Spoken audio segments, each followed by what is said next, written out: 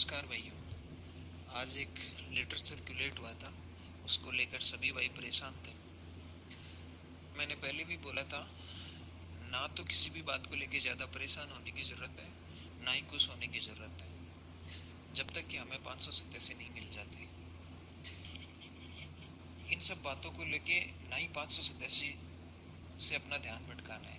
ये सब बात की बातें, क्या रहेगा क्या नहीं रहेगा, वेटिंग कितनी आएगी कितनी नहीं आएगी, आप सब अपने अपने मार्क्स के हिसाब से है ना डिसाइड कर लेते हो कि वेटिंग नहीं आएगी तो मेरा ये हो जाएगा, ये वेटिंग आ जाएगी तो मेरा ये हो जाएगा। वो सब जो भी अपने मार्क्स के हिसाब से कैलकुलेट कर लेते हो।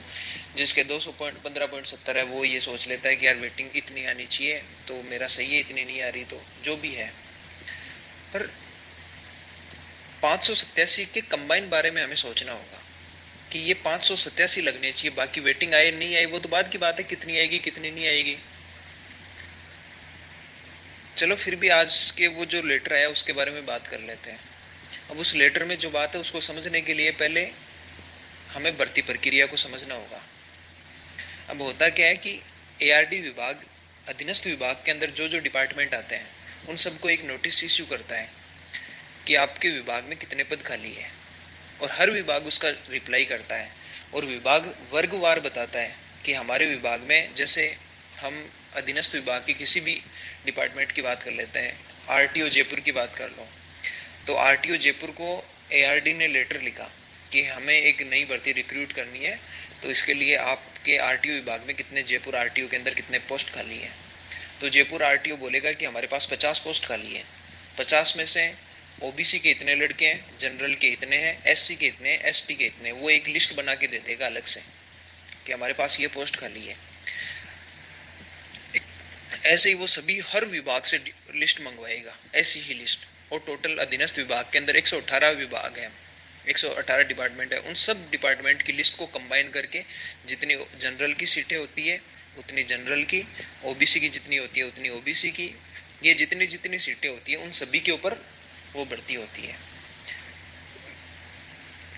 अब रही बात ये भर्ती और जितने पदों पे वो देती है, वो सारा एआरडी विभाग बोर्ड, आरएसएमएसएसबी बोर्ड को लिस्ट भेज देता है कि हमें इतने पद रिक्रूट कराने हैं, आप इन सब के लिए एक भर्ती आयोजित, वो भर्ती करवा लो। वो भर्ती करता है आरएसएमएसएसबी बोर्ड। अब अपनी वाली भर्ती में क्या हुआ कि एआरडी विभाग ने हर डिपार्टमेंट से पोस्ट मंगवाई कि कितनी पोस्ट वैकेंट है। अब हर विभाग ने लिस्ट भेज दी, एआरडी ने सभी विभागों के पद जोड़े वर्गवार, ओबीसी के इतने, जनरल के इतने, एससी एससी जो भी, एसटी जो भी है, उन सबको जोड़ के आरएसएमएसएसबी बोर्ड को भेज दिया। अब भर्ती चल रही थी, सब कुछ ठीक था। उसके बाद में दोबारा जब पद बढ़े तो उन्होंने दोबारा अभ्यर्थनाएं मंगाई कि अब अभी आपके पास कितने पद खाली है, तो उन्होंने बढ़ा के जो अभ्यर्थना वो दे दी, तो फिर भर्ती के अंदर पद बढ़ गए।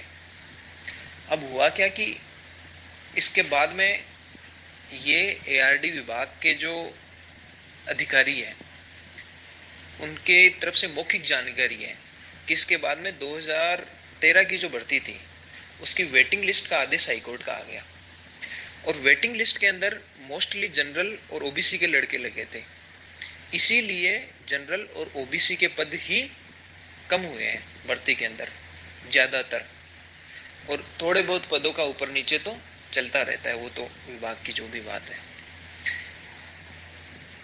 अब ये हुआ अब तक की भर्ती के अंदर। अब जो आज लेटर आया उसके अंदर क्या है कि अब कई विभाग ऐसे होते हैं कि इन्होंने क्या है कि 2013 की भर्ती के बैकलॉग में, मान लो 2013 की भर्ती में जयपुर आरटीओ की हमने बात की थी, उसके अंदर 50 पद थे टोटल, उसमें एससी के जो पद थे वो मान लो लगभग 10 पद एससी के थे, उसमें उस 10 में से उस टाइम पे आरटीओ जयपुर को सिर्फ 6 पद मिले, तो 4 पद खाली रह गए। अब होता क्या है कि 3 साल जब भर्ती निकल जाती है एक भर्ती, तो ये बैकलॉग के पदों को सामान्य पद काउंट कर लिया जाता है। जैसे कि वो 4 पद है ना जो खाली रह गए, 6 ही मिले एससी के और 4 पद खाली रह गए, वो 4 पद को सामान्य प्रक्रिया से भरा जाएगा। मतलब ये होता है कि 4 पदों को माना जाता है कि ये 4 पद टोटल पद खाली है, ना कि वो बैकलॉग में मानते हैं। कई विभाग ऐसा कर लेते हैं।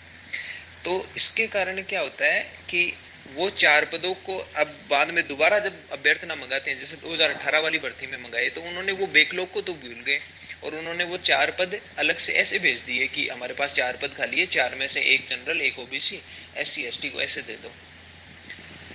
अब इसलिए कई विभाग के अंदर ये बैकलॉग वाले पद उन्होंने पहले से भर दिए, या फिर जो भी सिचुएशन रही है, अब उनके पास पद खाली नहीं है। तो अभी जो आज लेटर आया उसके अनुसार वो भर सकते हैं। अभी तक कोई संभावना नहीं है भरने की, क्योंकि एनजीआर के पद बैकलॉग वाले को दे दे ऐसा आज तक हुआ नहीं है। पर इस भर्ती में ऐसा बहुत कुछ हो गया जो आज तक नहीं हुआ, इसलिए इसकी भी कोई गारंटी नहीं है कि वो एनजीआर के पद बैकलॉग को ना दें। क्योंकि अब मान लो बैकलॉग किसी आरटीओ जयपुर के अंदर सारे पद भर गए और बैकलॉग के ये जो 4 पद खाली रहे थे, इन 4 पद के ऊपर एआरडी विभाग ने तो ज्वाइनिंग लेटर भेज दिया, इन ज्वाइनिंग इन लड़कों को आवंटित कर दिया। SC ST के जो बैकलॉग वाले लड़के थे, 4 लड़कों को जयपुर आरटीओ आवंटित कर दिया। पर अब जयपुर आरटीओ वाले कहां से दे ये सब, ये 4 पद उन्होंने तो पहले से भर दिए। तो फिर इन्होंने क्या किया, इन्होंने बोला कि आप इन पदों को, 4 पदों को कैसे भी एडजस्ट करो। तो जयपुर आरटीओ वालों के पास पद खाली है नहीं, तो उन्होंने क्या किया, अब जैसे अभी 2018 के अंदर जयपुर आरटीओ के अंदर मान लो 40 पद थे, उन 40 में से 4 एनजीआर रह गए। तो जयपुर आरटीओ ने दोबारा लिस्ट भेजी है आरडी विभाग को कि हमारे पास 4 पद खाली है और 4 पद ये एनजीआर के हैं। 4 पद ये ध्यान रखना, 40 में से 4 पद एनजीआर के हैं, मतलब नॉन ज्वाइनर है।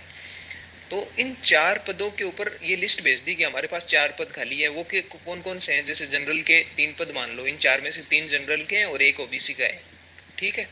तो इन चारों पदों को वो क्या करेंगे, वो ये बोलेंगे कि तुम्हारे पास 4 पद खाली है, तुम इन 4 पदों को बैकलॉग से भर दो। क्योंकि बैकलॉग वालों को अब तो हटा ही नहीं सकते, ये तो मुख्यमंत्री का आदेश आ गया, अब तो हटा ही नहीं सकते। तो ये यदि ये सिचुएशन रहती है तो हाँ, ये संभव है कि एनजीआर को बैकलॉग से भरा जा सकता है, पर अभी तक ऐसी कोई संभावना नहीं है कि एनजीआर को भरा जाए। अब इसलिए आप अपने हिसाब से देख सकते हो, कन्फर्म कुछ भी नहीं है कि एनजीआर से भरा जाएगा या नहीं भरा जाएगा, पर अभी तक नहीं है संभावना भरे जाने की। पर यदि ये सिचुएशन बनती है तो हाँ, भरा जा सकता है। क्योंकि मैंने जब एआरडी में बात की थी तब उनका एक ही जवाब रहता है कि हमें नहीं पता कहाँ पे पद जाते हैं, कहाँ पे नहीं जाते। हम विभाग से मंगवाते हैं कि आपके पास कितने पद खाली है, वो हमें जो भेजते हैं वो हम आगे भेज देते हैं, हमारा काम खत्म। आपको ये जानना है कि उसमें जनरल का 50% कोटा इस भर्ती में क्यों नहीं हुआ, ओबीसी का क्यों नहीं हुआ, तो आप हर विभाग में जाके बात करो कि तुम्हारे विभाग में तुम ओबीसी के 21% कहाँ तुमने फिल कर दिए, तो वो तुम्हें बताएंगे। जैसे किसी विभाग में 10 पोस्ट खाली है, तो 10 में से 20 पोस्ट 10 में से 2 पोस्ट ओबीसी की आती है, तो उस 2 में से उन्होंने एक पद है ना, हो सकता है किसी सीएम की डिजायर पे या फिर कहीं से 3rd ग्रेड का जो लोवेस्ट जो होता है गार्ड होता है, उसका प्रमोशन होके वो एलडीसी बन गया, एक पद प्रमोशन हो गया, तो वहाँ पे सिर्फ ओबीसी का 1% एक ही सीट बचेगी 10 में से। पहले 2 थी, अब 1 ही बची है, तो ओबीसी का आरक्षण कितना हो गया, 1% हो गया, 10% हो गया। होना कितना चाहिए था, 21%। पहले 20% था, वो 10% हो गया। तो हमें ऊपर से ये लगेगा कि ओबीसी का आरक्षण तो 10% कर दिया, पर ये अलग अलग उस डिपार्टमेंट के अंदर बात करनी पड़ेगी। इसलिए एआरडी बार बार यही बोल रहा है कि हमारी कोई जवाबदेही नहीं है, हमारे पास जितनी अभ्यर्थना आती है हम आगे फॉरवर्ड कर देते हैं उनको, और उन्हीं के हिसाब से जो भी होता है उन्हीं के हिसाब से भर्ती होती है। तो लास्ट में मैं यही बोलना चाहूँगा कि घबराने की कोई ज़रूरत नहीं है। हमारा टारगेट 587 है, वेटिंग हमारा टारगेट नहीं है। वेटिंग आएगी वो बाद की बात देख लेंगे, वेटिंग के लिए यदि लड़ाई करनी होगी तो उसके लिए भी जम के लड़ेंगे, पर अभी हमारा टारगेट है 587। हर छोटी सी बात पे भटकने की कोई ज़रूरत नहीं है। हाँ, जो आ रहा है उसको नज़र में ज़रूर रखो कि हाँ ये आ गया, इसके ऊपर हाँ इसको ध्यान में रख के चलना, ये पॉइंट है। बाकी प्रयास भरपूर करेंगे, जम के करेंगे। आपके यदि अब शुरू ही कर दिया है और यहाँ तक लड़ाई लड़ ली है तो अब ढंग से लड़ेंगे। बस मैं ये बोल रहा हूँ कि आप पीछे मत हट जाना, बाकी जो होगा देख लेंगे। वैसे भी भर्ती अभी तक पटवारी वाली भी दूर है और बाकी जो भी है अभी दूर है, तो बी कूल और शांत रहेंगे, शांत दिमाग से सोचेंगे तभी आगे कुछ करेंगे, नहीं तो फिर ऐसे ना घबराने की जरूरत है, निराश होने की जरूरत नहीं है। 587 को ध्यान में रखो, बस अपना एक ही टारगेट है, पहले 587 जुड़नी चाहिए, उसके बाद में देख लेंगे। यदि वेटिंग आती है तो अच्छी बात है, जनरल वाले लगने चाहिए, वो लगे कोई तो लगे यार, अच्छी बात है ना, लगेंगे, सबको लगना चाहिए, जितना हो सके ले लो, क्योंकि इसमें हमारा फायदा ही है।